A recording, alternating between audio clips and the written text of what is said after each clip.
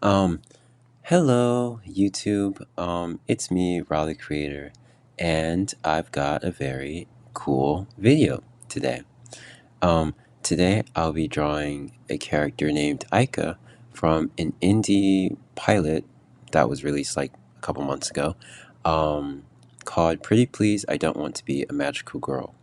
And um, it was created by I forget who it was created by, if I'm being honest. I think it was like Kiana May or something.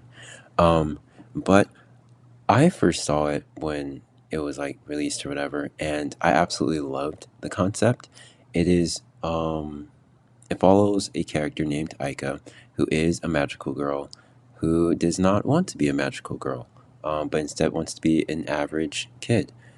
She has a star companion that I guess gives her the powers or something, that follows her around and is ultimately a little annoying, but a little endearing as well. Um, I've I don't remember its name, and I don't remember her friend's name either. But yeah, she has a friend too, and yeah, I'm bad at explaining these things, but it's really interesting, and you guys should go and give it a watch. It's literally here on YouTube, and actually, I should probably link it somewhere if I figure out how to link things to my videos. Um, yeah, but that's what we're going to be drawing today. We're going to be drawing Aika. Because I absolutely love her character design. All of the characters actually look really incredible in this pilot. I, yeah, I really love it. Um, so I started off with the talking a little bit about the process. I started off with the line art, obviously. Um, just inking everything over. I decided to try out my colored line art liners that I actually never really use, but I bought them because I wanted to try them out and see how they looked. So I decided to try them out in this drawing, using mostly browns and oranges to outline her skin, um, using black to outline the rest of the outfit and stuff, just to keep it simple. And I think I used orange and yellow to outline the star character, whom I can't remember the name of. Um, yeah, doing the line art took a little while, I think, just because I was trying to be really cautious about it. I really, really loved the sketch and how it came out. Um, this actually had two passes of the sketch. I typically don't like create entire new sketches of the same concept, but for this, I think I did. Um, because for the initial thumbnail, I actually had her facing the opposite direction, but I decided to switch her around because the flow and the composition just worked so much better this way, with the star character being on her left and the sort of swoosh of the motion kind of following down and around Aika. It just worked so well, and I was able to get her hair kind of flowing in seemingly, I guess, the wind or something. Um, Also following that motion, it all came together, and I love it. Um, and so I was just trying to keep the life in the sketch alive when I did the line art. So I really took my time on that. It took a little while. Also switching between colors for the line art and switching between sizes too. A lot of times I just kind of stick to the same size, but I gave and then I just like go over it to add more line depth and variation and stuff. But for this, I actually switched to the different um, sizes, which I don't usually do, and that was interesting. Um, yeah, so that's what I did, and you guys are just gonna see me inking everything in. Um, I honestly should probably have cut this down a little bit more because it's kind of a little lengthy for me to talk for this long. But we're 4 minutes in, and yeah, this is all one take, so I think I'm getting better at voiceovers a little bit. Um, yeah. Oh, um, so I'll actually not be using the alcohol markers to color this drawing. That's what I was supposed to talk about. There we go. The brand Arrtx actually sent me their set of 90 acrylic paint markers to try out and use in this video. And so, yeah, that's what I'm going to be using to color. I'll talk a little bit more about that later on when we actually get to the coloring and get out of the line art. I think I love the process of me doing line art a little too much, and because of that, I left in too many clips of me inking this drawing. I probably should have, again, cut more of that out. Yeah, I don't know what to talk about anymore. I guess I'll talk a little bit about like my editing and stuff of this video. For one, I am trying to do the voiceover all in one take, or at minimum like three, at most like 3 takes or something like that, because typically, or the last few times, I've only made like 2 videos I think with a voiceover. Anyways, the other times slash time that I did a voiceover, it was like 80 something takes, and I had to go and clip each one down and find the parts that I liked, and then like decide which one to actually keep in, and then try and fit it to the video. And it was just a nightmare to go through all of that. I'm only one person, and so we are trying to do a 1 take voiceover. It's not going to be perfect. I know that. I'm going to try not to listen to it a ton of times, because if I listen to it a ton of times, I'm going to be like, no, this is not working. I don't like it. And I'm just going to delete it and I'm going to redo it. And we don't want that. So yeah, that's a change. Another change is I decided to zoom in for part of this process, because I felt like keeping it zoomed out, you couldn't really see as much of what I was doing. Um, I incorporate a lot of intricate details in my work, and with like reels or even the last YouTube video I made, I felt like you couldn't really see what I was doing, and I really want people to, because I put a lot of work and a lot of detail into my drawings, and it can be a little sad when people don't see it, because obviously you're not holding the drawing in person, where you can stare at it like from an inch away. Um, so yeah, I zoomed in a little bit. You guys can see a little clearer what I'm doing, how I guess I do my lines and stuff. I try to, there's this like method I learned from a video. I don't remember which video, but it was here on YouTube. And it was talking about the process that, or the method that a lot of the 2D animators that used to work for Disney used, where they only went over lines like twice. And I kind of liked that, and subconsciously started incorporating it in my process for doing line art. Um, it allows my line art to be so much more lively, um, so much messier, but still extremely clean, and precise. It just allows it to be more decisive. And um, I really love what it did to my line art. Before I was very like one line and that's it. And then I was very like, oh, it's okay to be messy and sketchy. And it is. I love when my line art is messy and sketchy. But for some drawings, I really need it to be a lot cleaner, especially if I'm planning on making like stickers or prints. If it's on a smaller form, it can be a little hard to tell what's going on in the drawing. So having it a little neater is a little more ideal. So I try and do like at max like 2 lines. As you can see, I do this weird flick first and then I find the line, and I go with that. Um, and it works. It works wonders for me, at least. Um, Everybody has their own process and things that work. So I just thought I guess, shed a little light on that little thing that I found and habit that I found in my own process for inking things, because I feel like it could be helpful for some people. Maybe not for everybody, but definitely some people, probably, maybe. Um, so, yeah, there's that. And so, yeah, I started zooming in on parts of the drawing. As you can see, I zoomed out here because we're working on a little closer to the edge of the um, paper, and I didn't want it to be cut off and you like try and tell what's going on off of the paper. And I'm doing pretty long confident strokes anyways. It's not very intricate like back when I was doing the hair. But as you can see, like zoomed out right here, like the hair has a lot of detail that you can't really see very well from this distance. So um, yeah, just gauging it, just playing around with zooming and unzooming.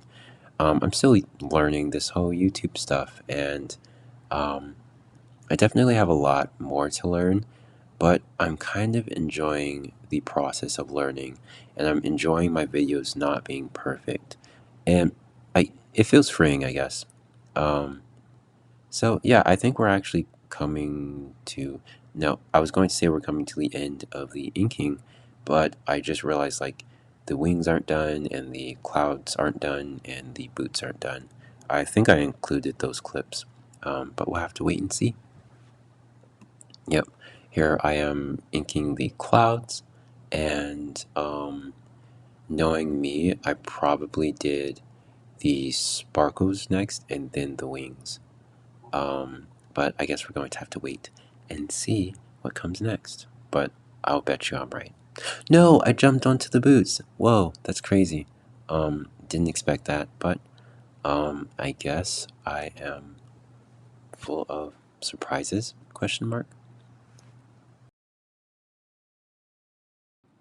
CapCut froze up weirdly right there. I really hope it got that last bit of the voiceover because I'm not saying it again.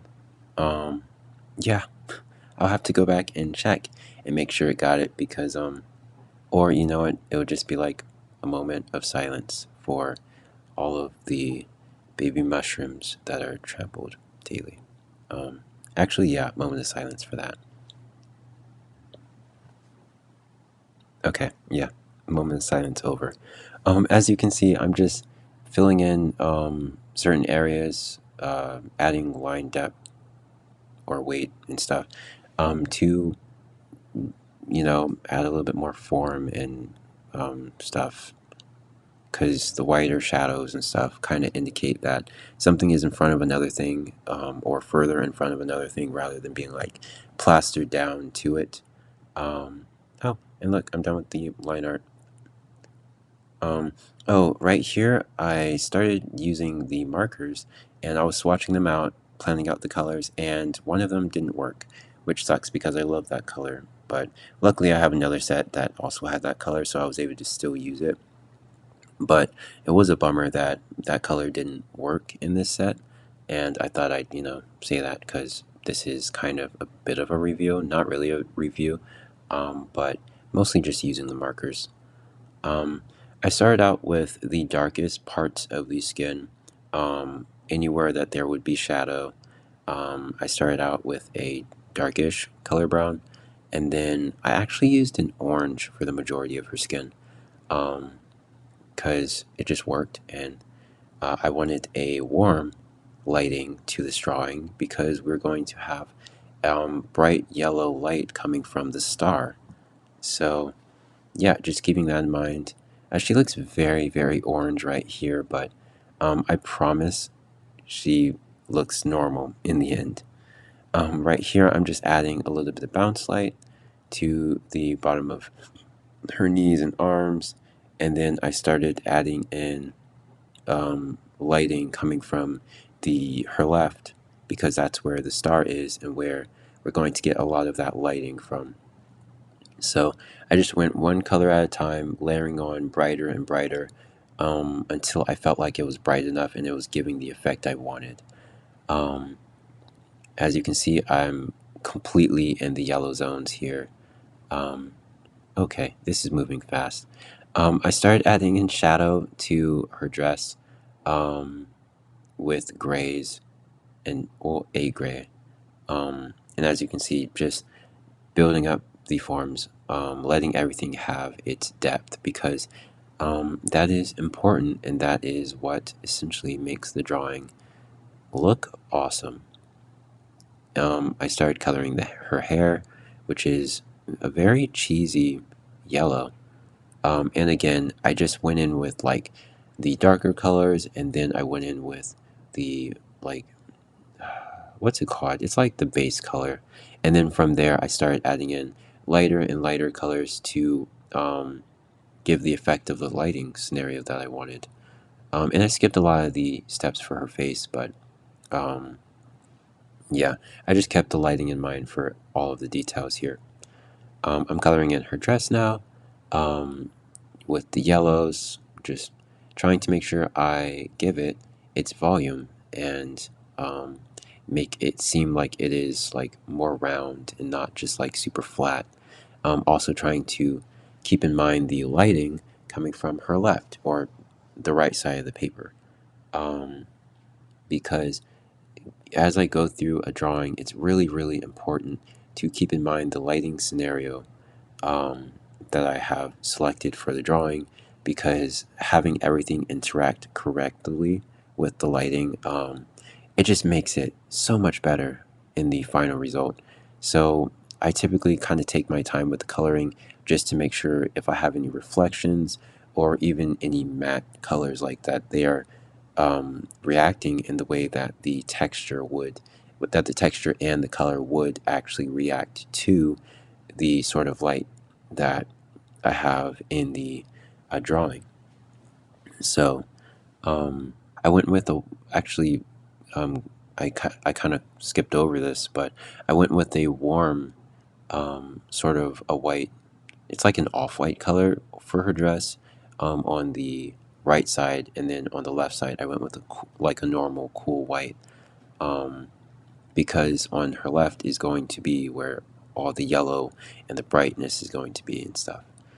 Um, right now, I'm just making everything shinier. There's my hair. Right now, I'm just making everything shinier. Um, and we're on to blue.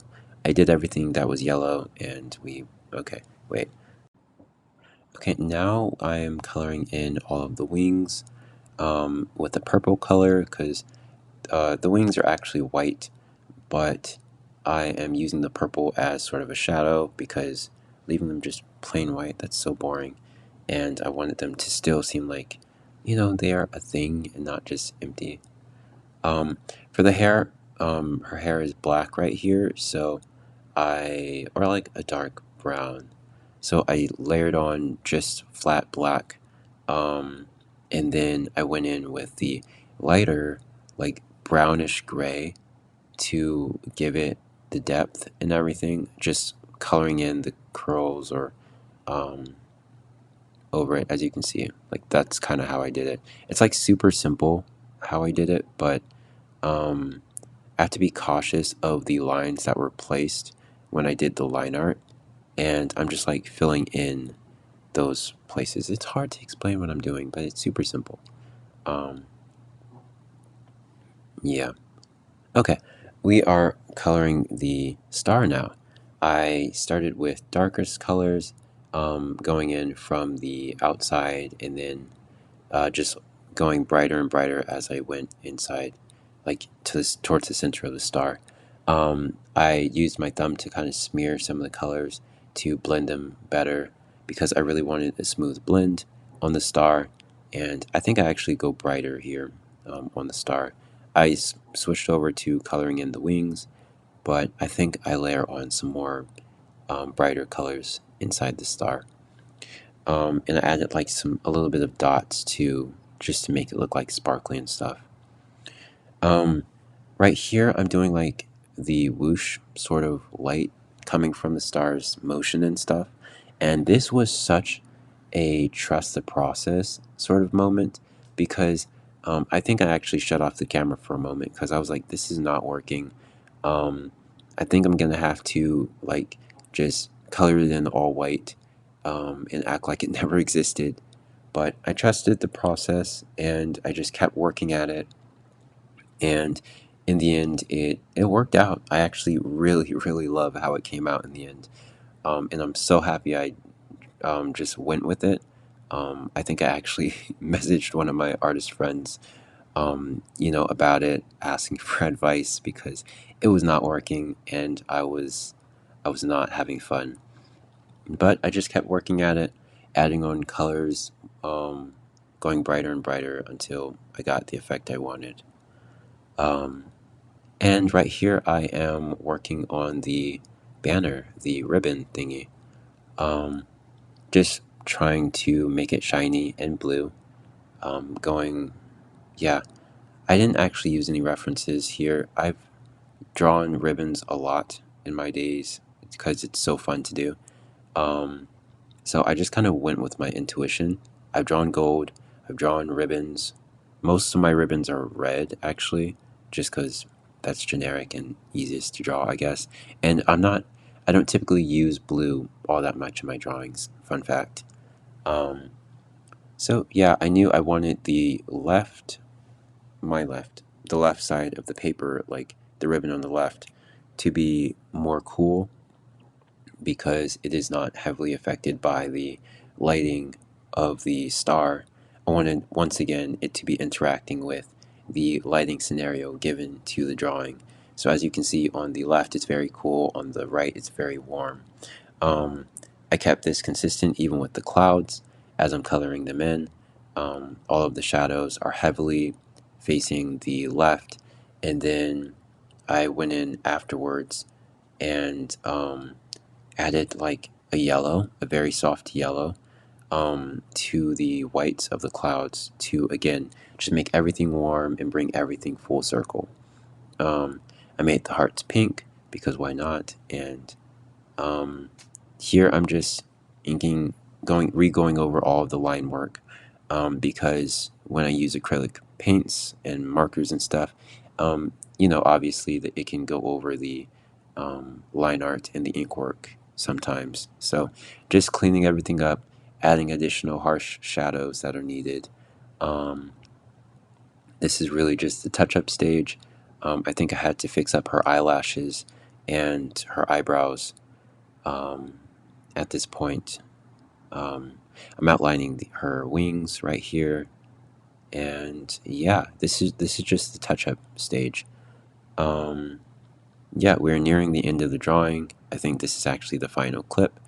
Um, yeah, thank you so much for watching the video and listening to me ramble on this voiceover.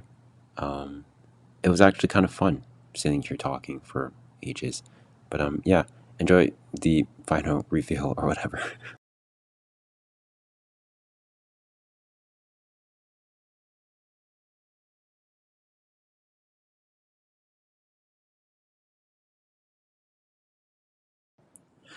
Um, thank you so much, Arrtx, for sending these markers. Um, they were actually kind of fun to use, and I really love how the drawing came out. Thank you guys for watching the video. There's my review, and yeah, bye. See you in the next one. Reminder, be sure to check out my Etsy shop. I have stickers of my original characters on there, and I have an exciting new update coming soon to my shop in the next video, which will be coming out hopefully next week or the end of this week. Just, it'll be coming out really soon. Um, so, yeah, stay tuned, and I guess I shall see you in the next video. Bye, guys. Thanks for watching the video. Yeah, bye. Be sure to go check out Pretty Please I Don't Want to Be a Magical Girl.